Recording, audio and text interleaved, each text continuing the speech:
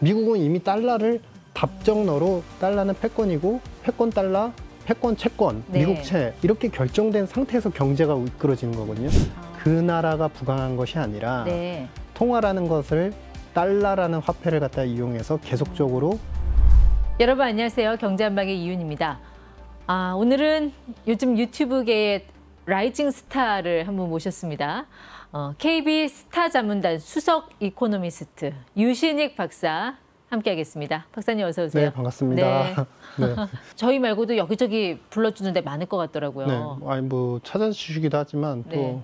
어쩔 때는 또 뜸하시다가 또 시간 지나면 찾아주시고 또 제가 네. 어쩔 때는 제가 가겠습니다 이렇게 요청도 하고 그러고 저희는 있습니다. 사실 한 달 전에 섭외를 요청했는데 네네. 이제야 성사된 거 봐서 네. 박사님 참 모시기 어렵다 하는 생각을 했는데 아닙니다. 책도 내셨더라고요. 네네네. 눈에 띄었던 거는 네. 경제의 신은 죽었다. 네. 누가 죽었다는 겁니까? 우리가 신이라고 하면 그 원리와 신은 굉장히 우리가 보기에 영롱하고 빛이 나고 굉장히 아름답고 네. 그리고 영광스럽고 후광이 있죠. 네, 그런 이미징이 되어 있죠. 근데 예를 들어서 이 신이 알고 보면 그 자체로서 본원적으로서 빛나는 것이 아니라 무엇에 의해서 만들어진 것이다 라는 걸 깨닫는 즉 그에 대한 신비감에서 우리는 모두 다 실망감으로 전환이 되죠.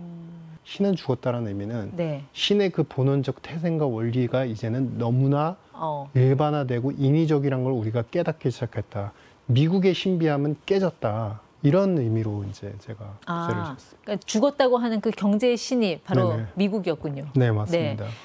미국 정부 부채가 많아서 그런가요? 달러 패권이 흔들려서 그런 건가요? 왜 죽었다는 표현을 쓰신 거예요? 그러니까 죽었다라고 하면은 경제가 그래서 크래시 다운 뭐 망가지는 거예요? 이렇게 여쭤보시는데 그것보다도 그를 둘러싼 달러 패권과 달러를 기반으로 해서 경제를 계속적으로 유지를 시키고 빚이 많아도 계속적으로 채권을 발행할 수 있는 그런 로직들과 그런 프레임들이 이제는 누구나 다 알게 됐다는 거예요. 네. 그게 이제 우리가 소위 얘기하는 테티컬한 통화 패권이라는 이유 때문에 기술적으로 기술을 계속 쓰면서 예. 본원적으로 경제를 진짜 좋게 만들어서 그 나라가 부강한 것이 아니라 네. 통화라는 것을 달러라는 화폐를 갖다 이용해서 계속적으로 어떻게 보면 통화는 미국의 통화 달러 같은 경우는 정치, 외교, 안보, 경제 사위일체라고도 표현할 수 네. 있거든요. 이 네 개를 다 합산해서 달러의 패권을 강하게 만드는데 엄청나게 노력하고 그걸 기반으로 해서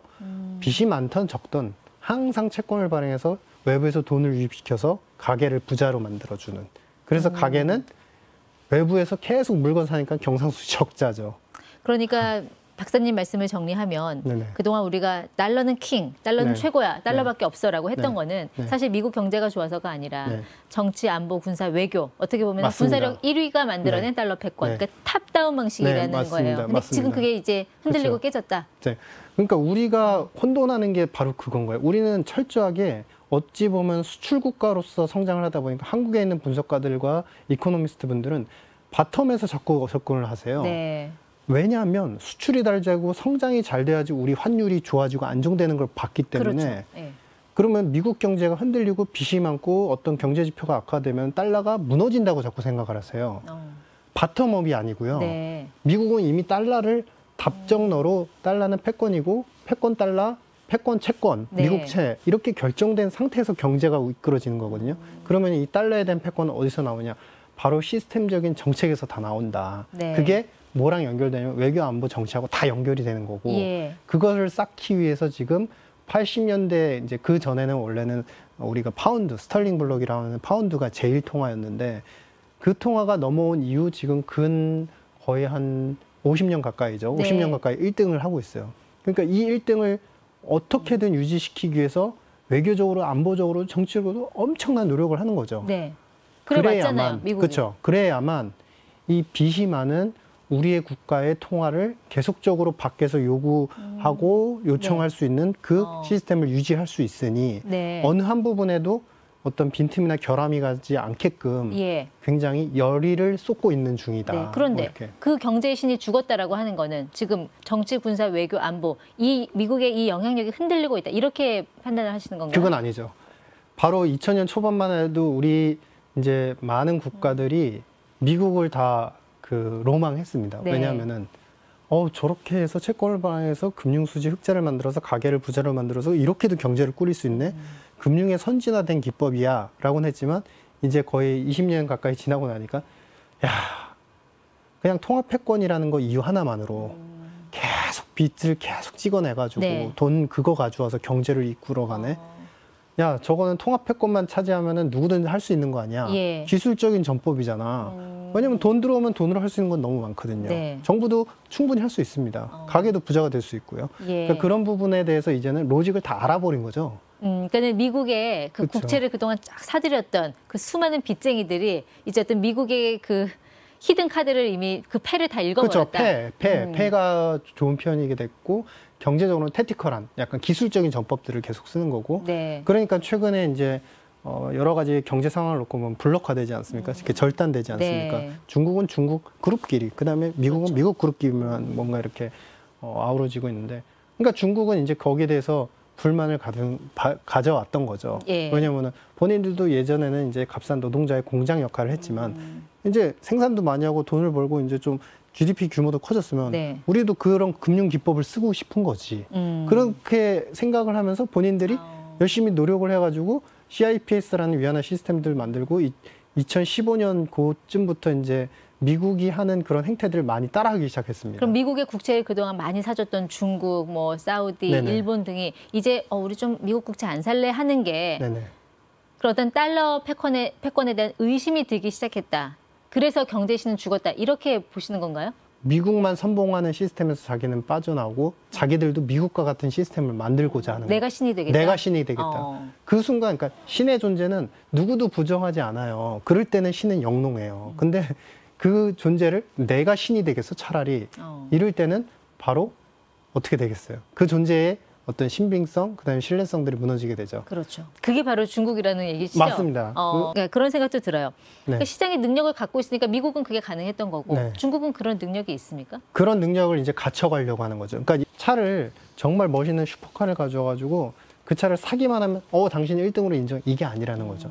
차를 닦고 길들이고 또 연마해가지고 잘 달릴 수 있도록 우리가 차도 어쨌든 길들이기가 필요한데 예. 즉 이야기는 뭐냐면은 그런 시스템들을 중국도 가져왔지만 사실 거의 50년 가까이 미국은 그 시스템 기반하에서 외교적으로 자신들의 편, 네. 우방 국가들을 계속적으로 만들면서 미국의 그런 스위프트 시스템 중심, 달러 중심의 스위프트 시스템에 거의 대부분 그 시스템을 사용하도록 어떻게 보면은 강제적으로 어떻게 보면은 리딩을 해왔단 말이에요. 어떻게 보면 미국이 쳐놓은 빚 그물에 동맹국들이 그렇죠. 다 갇혀버렸잖아요. 그 시스템에 예. 모두 다 들어가 있는 거죠. 근데 중국도 그 시스템을 만들려고 이제 러시아도 부르고 다른 신흥국도 부르고 있는데 그게 이제 말씀하신 것처럼 아직은 미약해요.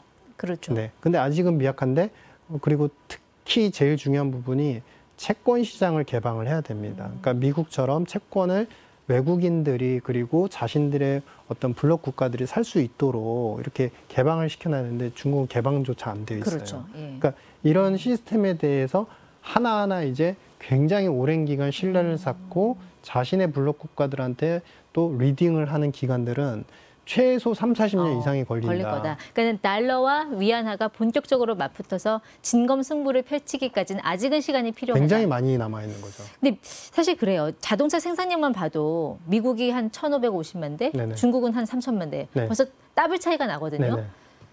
그러니까 이렇게 대외 개방을 하게 되면 과연 미국이 이런 중국의 거대한 내수 시장을 이길 수 있을까? 네네.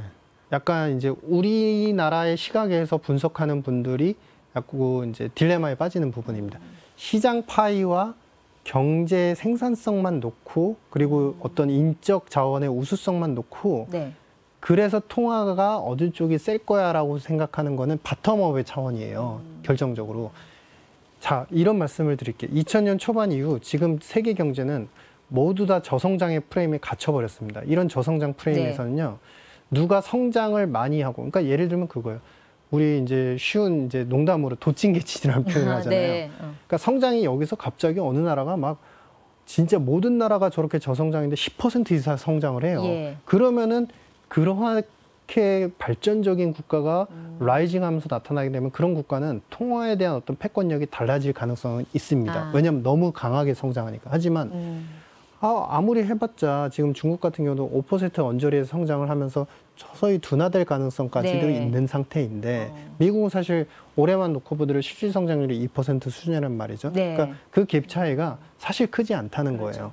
그 아는 상태에서 내수 시장이 그러니까 이쪽 통화가 세질 수 있어.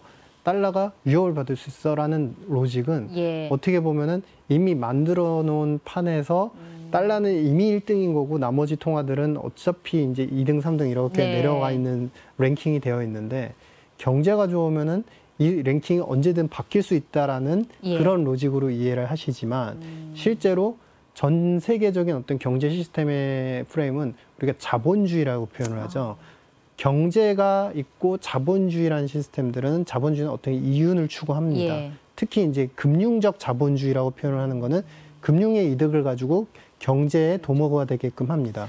지금 말씀 듣고 네. 보니까 스쳐 지나가는 장면이 영국 그 파운드화의 몰락을 보면 네네네. 영국은 결정적으로 기술이 없고 제조업이 없었기 때문에 네네. 파운드가 몰락을 했다고 네. 저는 생각을 네. 하거든요. 네네. 혹시 동의하십니까? 그러니까 파운드가 몰락을 할 때는 쉽게 말하면은 그러면은 금융 기법만 잘 발달하면 모두 다 통화 패권 국가가 될 수 있어? 아닙니다. 아니다. 금융 기법이 발달해서 돈이 많이 모이면요. 그걸 가지고 자신들의 국가에 이렇게 잘 써야 돼요. 미국은 그걸 정말 잘해요. 어쨌든 밖에서 빌려온 돈들이 거의 가계로 다 흡수가 돼서 예. 가계가 소비를 해서 미국 경제는 소비 중심의 국가예요라고 이렇게 프레임이 매겨졌어요. 그렇죠. 예. 그런데 영국 같은 경우는 과거에 돈을 많이 벌 수 있었죠. 왜냐하면 금융적으로 런던 시장도 굉장히 가장 큰 시장이었을 뿐만 아니라 당시로서는 정말 선진국이었죠. 최고의 금융적으로. 시장이었죠. 그리고 이 파운드 블럭에 어떻게 보면 편입이 되려면은 영국이 규정을 내렸습니다. 파운드를 얼마 이상 보유하세요. 그러지 않으면 이 런던 시장과 우리와의 교역, 우리의 어떤 그 마켓에 진출을 못 합니다. 네. 그러면 파운드를 규정 때문에 계속 진출을 하려면 어쨌든 사려는 사람들은 마켓에 가려는 사람들은 계속 파운드를 보유하려고 하겠죠. 네. 그럼 파운드를 계속 사는 만큼 영국에는 당연히 금융수지 흑자가 나오겠죠. 그러면 그 돈을 잘 써야 되는 거죠. 네. 잘 썼습니다. 한동안은. 근데 어. 제2차 세계대전이 이제 끝나고 재건을 하는 그 무렵쯤에 네. 재건을 하려면 돈을 쓰게 되겠죠. 예. 돈을 쓰면은 기업들이 땅도 다시 이제 약간 이제 맞아요. 엉망이 된 땅도 다시 이렇게 만들고 그다음에 네. 건물도 새로 짓고 해야 되겠죠. 근데 거기서 기업을 키우지 않았던 거예요. 그 돈들이 어떻게 됐냐면 다 주변국이나 식민지 국가들한테 거기에 있는 기업들이 와서 재건을 하게 하면서 네. 돈이 안에서 머물게 하는 것이 아니라 돈이 빠져나가게 하는 그런 형국이 된 거죠. 그러니까 영국은 금융은 있었지만 기술, 산업이 약했다. 네. 그래서 파운드화가 몰락했다라는 그렇죠. 그 흐름인데 그렇기 때문에 그 관점에서 비춰보면 미국이 지금 중국에 절대 AI 기술 못 들어가게 하고 반도체 못 들어가게 하는 게 결국은 어떤 이 달러 패권을 유지하기 위한 한 방법이 아닌가. 맞습니다. 그게 네. 바로 핵심입니다. 그러니까 전방위적으로 지금 화학철강까지는 안 왔지만 저는 화학철강까지 견딜 거라고 생각하고요. 첫 시발점은 우리가 AI였고 처음은 그랬죠.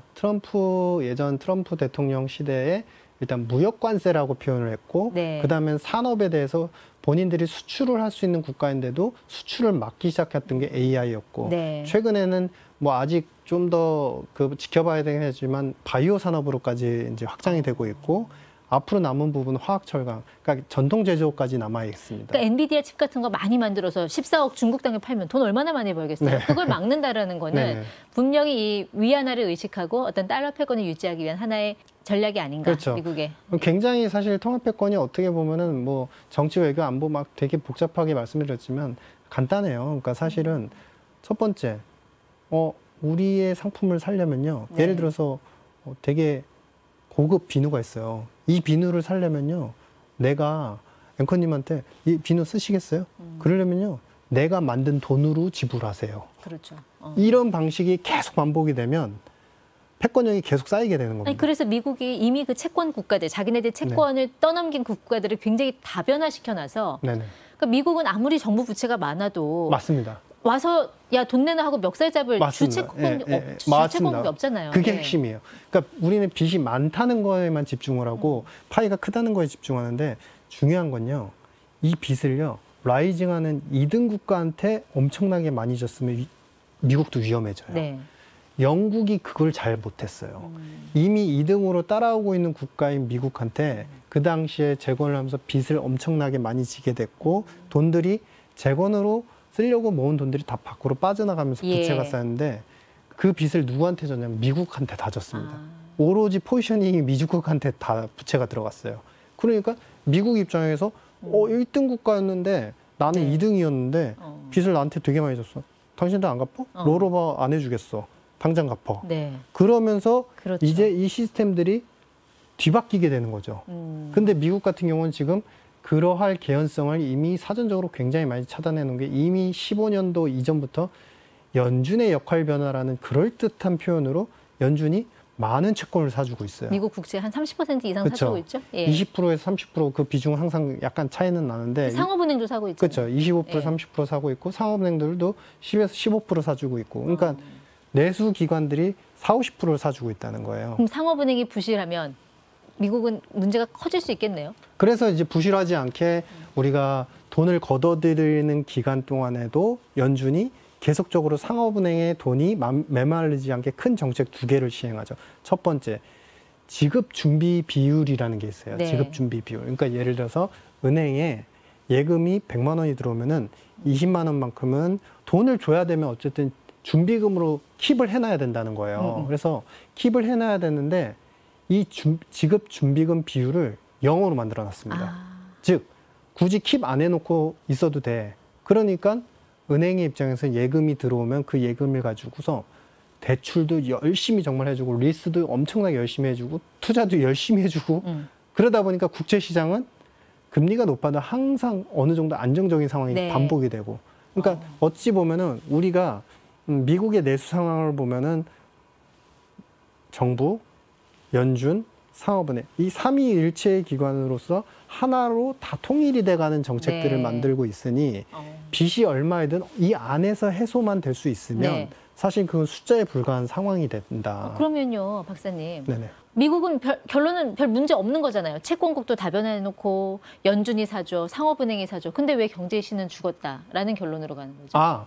거기에 대해서 조금 정확히 제가 포인트를 좀 말씀드려야 될 것 같은데 정리를 해야 되는데 한마디로 말씀드리면 이러한 로직이 옛날엔 신비했다는 거예요. 예. 그 신비감이 이젠 깨졌다는 거예요. 모두가 알게 됐다. 네, 그 경제의 신은 이 신비함을 의미하는 겁니다. 그 주체인 미국을 얘기하는 게 아니라 예. 미국이 쓴 이 전법들이 굉장히 아름답고 멋있었고 이제 리딩하는 금융 선진기법이라고 우리들은 그동안 생각을 했었지만 과거에는 이제는 다 알게 됐다. 자, 여기서 끊겠습니다. 네. 호기심을 유발하기 위해. 자, 미국은 그러니까 경제의 신은 죽었다.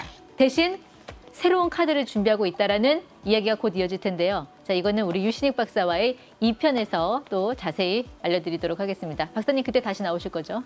네. 네, 날짜 잡겠습니다.